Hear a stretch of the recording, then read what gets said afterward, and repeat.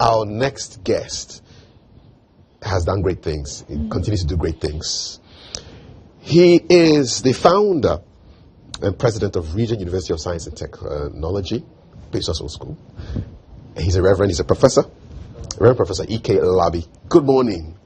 Good morning, and also the founding president of Central University. Exactly. We're going to come there, but it must be put on record. Indeed, the man founds institutions like We Breathe Air. You know, you're welcome. Thank you very much. I'm grateful for the opportunity. Daddy, good to see you. That's nice meeting you, Bisu. Yes, and Bishop said she was a student of your school. Yes. Yes. And we want to attract him to come and do our Doctor of Business Administration. Yeah, it has a nice ring to it, Dr. Biswa Duwana Hammond. Fantastic. Can you imagine? But before all that, yes. How did everything start via Central to Regent? Very good. Tell us. God told Jeremiah in Jeremiah 1:5, now before I formed you in the womb, I knew you. And before you were born, I appointed you or consecrated you to be a prophet to the nations. That is akin to my story. I was born in a very remote area, in a village called Edmedim, which is in the current Ayinsu Ano electoral district, constituency. You know, to peasant parents, my father, now deceased, a farmer, and my mother, who is 94 now, also a farmer. But I grew up in the village with a sense of optimism that the future is bright. I was originally introduced to the African traditional religion, but when I moved from the village to Suhu, and I received a copy of the New Testament donated by the GHOne International, started reading the book of Psalms, I felt that there was something unique with that, the God that the New Testament portrayed. So I made the commitment, and life has never been the same. So I grew up knowing that there is a God, and that the future is bright, and that no matter the challenges, because God is the God of the present and the future, you know, the future will always be bright. Every challenge can be overcome. Is there a conflict between your decision to become a Christian and those who practice the African traditional religion? Well, in terms of conflict, I mean, Christianity means a total break, a revolution, turning your back to the past, facing the future, a new God found in Jesus Christ, peace is tent among men. How did it affect you, that change? Well, for me, the change was rapid. There was nothing like going back to try anything again, because I knew that God is indeed the ultimate reality. And that what the traditional religion could not offer. For instance, at a point my mother had to give her own goat to a traditional priest to perform some kind of ritual so that a chronic stomach ache would be healed. He did it, but that didn't happen. In the end, that traditional priest even died. But one day when he accepted the Lord and baptized in the Church of Pentecost, that was the end of a chronic pain. So I knew that the God of the Bible is the super God, and that beyond him there's no other. That what the traditional religion could not offer me, now this new God is able to offer and offer more. So for me, it was a focus onto the God who has promised that my future will be bright. So, yes, go ahead. Sorry, please. So though I didn't have any heritage that I can boast upon, God became my present and my future. And so, I know, as I looked into the future, I could see the great future that was ahead of me. Indeed. And so I always had that kind of sense of optimism. The future will be bright. The future will be bright. The future will be bright. And so that was my focus. So you want to say that it's basically your faith that led you to the heights where you find yourself? No doubt about that. And No doubt about that. healing power that came through for your mother, did that happen before you accepted Christ? It happened before. It was when I moved to Accra. Then a member of the Church of Pentecost invited me to his church. I went there and the message was preached. That was at Labadi. And I found the message to be in line with the New Testament that I had been reading. You know. So I accepted Jesus Christ, and I was privileged to belong to some very young, dynamic group. So prayer meetings and fastings and the rest were part and parcel of our experience. So I grew up with young people that were my Christian faith, that were so dynamic and were able to support my faith as I walk.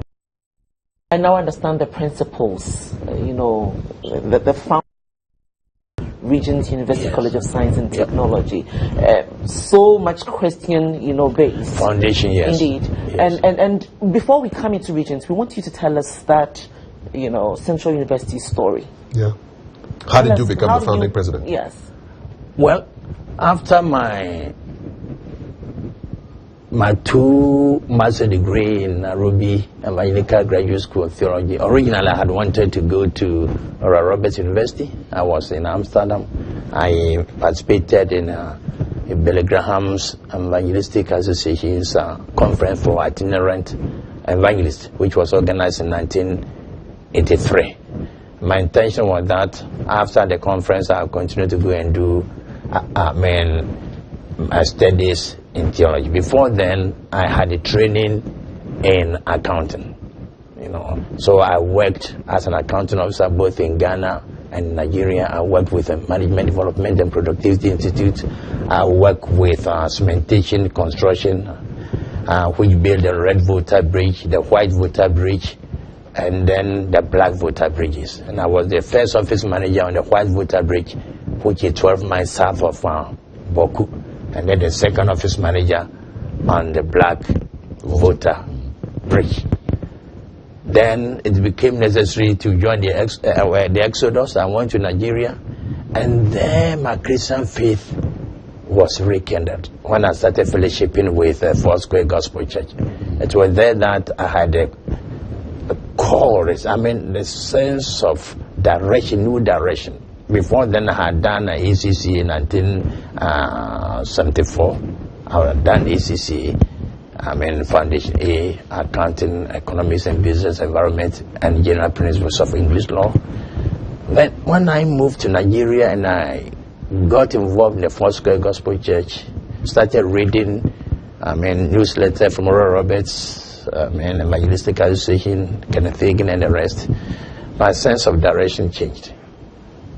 That now I needed to have some training into the ministry. And so that took me first to Amsterdam. And then when I realized that I wouldn't get a scholarship to go to Oral Roberts University, I went to Nairobi in 1982, enrolled at Pan-African Christian College, which is now Pan-African Christian University. I finished the first degree. And then I applied to 3 other institutions: Simon Greenleaf School of Law, Nairobi Evangelical Graduate School of Theology, London Bible College. All of them gave me admission. But working within the constraint of finances, I had to study in Nairobi again. So I did my Master of Divinity and Master of Theology degrees in Nairobi. Nairobi Evangelical Graduate School of Theology, which is now African International University. And then I moved in 1989. I finished. I came to Ghana. My original intention was to work with the Church of Pentecost, help to redevelop their Bible school and bring it up to, a level of, training that, participants could get degrees or at least diplomas. But somehow things didn't work that way, and I saw myself joining the International Central Gospel Church. They wanted me to be in charge of their Ministerial Training Institute, which was running a short-term Bible training program for their ministers. It was then in a garage at Dansoman Club 250, and the Dansoman Runabout. So, but when I got there, I made them to understand that I had intention to go and do my PhD at the University of Edinburgh, and I was raising the support. So I was with them 1990, and then 91, I got a scholarship. I went to University of Edinburgh. Before then, I had upgraded the Bible school. I arranged for somebody to take over. So after my PhD in Edinburgh, I came back. And then I always dream. Instead of a ministerial training institute, instead of a Bible school, I saw a university. And as at that time, I mean, the issue of private university was foreign, was alien to us. It was only the public universities and Valley View University far away at Uibi. You see. And so the whole idea of Central University was strange, and it met all sorts of oppositions. But thank God, I was seeing buildings. I was seeing great things happening. So we never gave up. And then the Central University, I mean, dream became a reality. Was it your dream? Well, I would say so, yes. Yes, I would say so. So you Because, I mean, there was, I University? mean, 2 times the church council met and voted against it. That won't work. The church had not completed its first auditorium, you know. And so this whole idea of, I mean, a university was a kind of strange. So the church council voted against it twice. But thankfully, Otabil came on board, supported us. So when at the opportune time, we saw the processes. So, and then we put together the packaging for the accreditation and the rest. And then in 1998, it took off. And I think in 2003, that was when we had our first graduation ceremony. And in May. And a year later, it became necessary for me to move on. Do you want to talk about it? Oh, let's focus on Regent now. You argued? Did you argue? Did you lose an argument? I lost an argument. No, I didn't lose an argument. I was being well, I mean, I don't want it to go there. Okay, so I didn't lose an argument. It was, I felt I was being transferred back to the church. But then I was the only person with a PhD representing the church there. And I felt that wasn't in line with my calling. And I knew some of the challenges that African scholars had gone through. And my sponsors, those who sponsored me to do my PhD, I mean, their intention was that I'd be in the context of training, be training ministers and the rest. So when that vision changed and the supposed transfer was initiated, I knew it wasn't the will of God. Were you bitter to leave something that you were part of? At that point in time, not that I was part of. That you pioneered. I pioneered. It was part of me. It's a bit like Steve Jobs being kicked out of Apple. I never saw it as doing somebody's business. I saw it as my own thing. And I was so much excited. And one thing about me is, I do it or I don't do it at all. If I'm doing it, I go all out, all my energy. That is me. Okay. So when that happened, originally I didn't understand it. I didn't know that was the will of God. And thank God that it happened. And because it happened, we have Regent University College of Science and Technology, where great things are happening. Indeed. Products like myself coming out of there. Yes, great things are happening. Doc, I want us to now look at the Regent story. We have just a little more time to go. How did Regent start? I know that at the time as well you had a young family and it must have had a toll on you. Yes, but you see, 2003, the announcement that I was being removed from the university, I got it. From Central? Yes, from Central, yes. So, what should the future be? And then, as soon as I got that information, things started unfolding as to what I should be doing in the future. So, in 2005, 2004, it became very, very clear that I needed to pioneer another institution which will focus in science and technology. So it was very clear from the beginning. And when I was made to understand that I was moving from the university, and I felt that that wasn't the will of God for me, I was clear in my mind as to what I should be doing next. And so the Regional University College of Science and Technology, right from the inception, I knew that it should focus on science and technology without ignoring business studies as well. And so that's, the processes start 10-4 and then 2-5. June 16th, we got our formal inaugural ceremony. And by God's grace, because of kind of boldness that we had, to pioneer information, to move information communication technology education to the highest level, we became the first university in Ghana, not the first private university in Ghana, but the first university in Ghana to offer computer science degree at the postgraduate level. And we're able to do that with the Digendorf University of Applied Sciences, in Germany.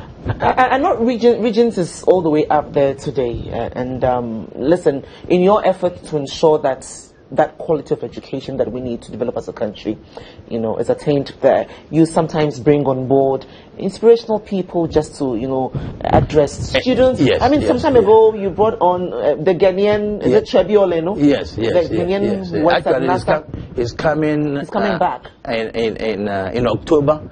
He will be our guest speaker at our 10th graduation ceremony. Wow. So Please bring him here like the way we brought you here. Please bring him here too. We want to have breakfast with him here. Oh, okay, yes. Very good. Work that for us, please. Oh, no, it's very possible. Yes, it's very possible. Yes. When he came, you were at TV3. Yes, indeed. You were at TV3. Yeah, we sent him there. Yes. We did that. So it will happen. Definitely. It will happen. So the whole idea of bringing all of these people to kind of engage the students for you is what? Well, we want to train students who are well prepared. And our focus is on the African agenda. African agenda.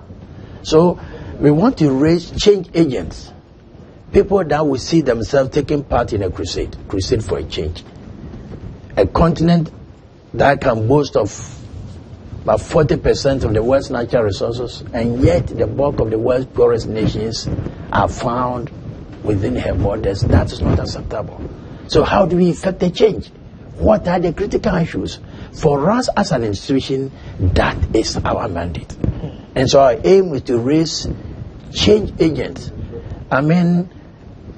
Students that will not be thinking in the course of their training, they will not be thinking of going to Europe in order to make it, going to America or elsewhere in order to make it, but knowing that God has endowed us with enormous resources in our country, on the continent. So our future of prosperity is right here. So we want our people to focus on the possibilities in our great continent and in our great country. And so the challenge is anything that works against the prosperity of our nation, the prosperity of our continent, we must fight against it with all vehemence. And that's why we are raising change agents. Thank you. It's been a very inspirational story. I'm just curious, when was the last time you spoke to some of your friends from your old school where you were the founding president? They visit me, some of them. Yes, I've employed some. Okay. Yes, they visit me. No hard feelings with anybody? No. You see, as soon as it became very clear that it was the will of God, I started thanking God. So you submitted? Yeah, to what happened. Okay. I thank God because you see, our future is in the hands of God. If God has ordained us for a particular ministry, He will make sure that He protects and leads us for the fulfillment of that. So I'm now grateful that it happened. I know. Look, with Prof, I know we can go on and on and on. And you know what else he did? He managed to bring with him some of the people that he started at Central University to Regent. And we're not even going to go there now. We'll have another conversation with you, Prof. Thank you so much for your time this morning. He's definitely a man of a lot of accomplishments, somebody that definitely you'd want to be looking up to. Yeah. Oh, yes, he's an author. I mean, you wear how many hats? Like, I can count about.